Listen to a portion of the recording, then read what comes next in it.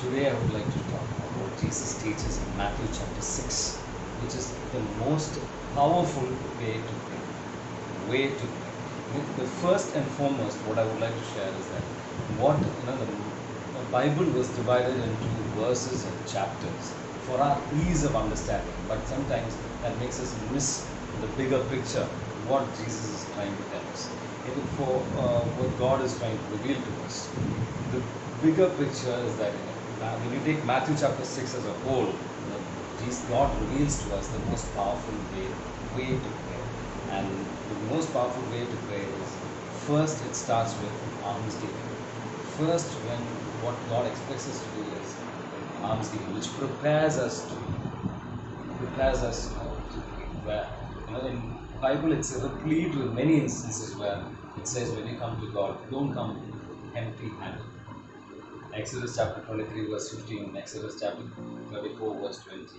Yeah, in Acts chapter 10, you see Cornelius, when he is praying, an angel appears to him and tells, your prayers and your alms-giving has ascended as a memorial before God.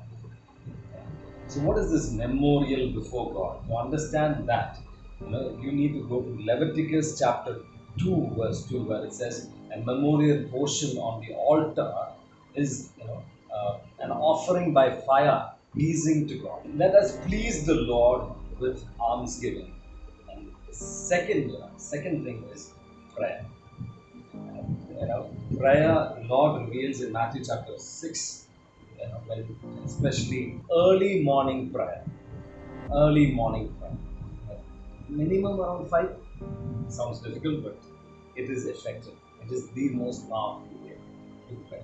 As Jesus shows in Mark chapter 1 verse 35, where it says, a great while before day, in the morning, a great while before day, he rose and went to a lonely place and he was praying. Many of the patriarchs, like Abraham, Jacob, rose up very early in the morning to pray. Even Prophet Samuel was called early in the morning by God, giving him a revelation about Eli, his predecessor. David in the Psalm, chapter 5, verse 3, says, O Lord, in the morning I wait. In the morning you hear my voice. In the morning I prepare a sacrifice for you and watch. The sacrifice again reminds us of almsgiving, which we should have something substantial before God, before we pray to God, something important in our lives. In Matthew chapter 17, verse 21, very clearly tells us. So when about fasting, how Jesus reveals that fasting and prayer, the most powerful of evils, will go away. Fasting 2 meals continuously. The moment Daniel started fasting, and this is what Daniel chapter 10 verse 12 reveals, that his prayer was heard by the angel.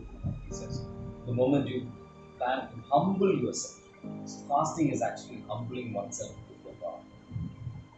Blessed are the poor in spirit, and theirs the kingdom of heaven. So when we humble ourselves by fasting, it's a healthy thing to do once in a while. So fasting, and you will need to ensure that you don't do any work at that time. If it is physically demanding job, you might want to keep it on a different day. But Friday fasting is even more effective, because that is the day in which the Lord's passion is. Friday fasting is even more effective. 2 continuous meals a day, and when you pray, make sure that you don't have any unforgiveness in your heart, or you've not fought with anyone. You're reconciled with everyone in your lives, and surely God will make wonders in your life. Your prayers will be answered, and will be a blessing to everyone who you come across to as well. Praise the Lord.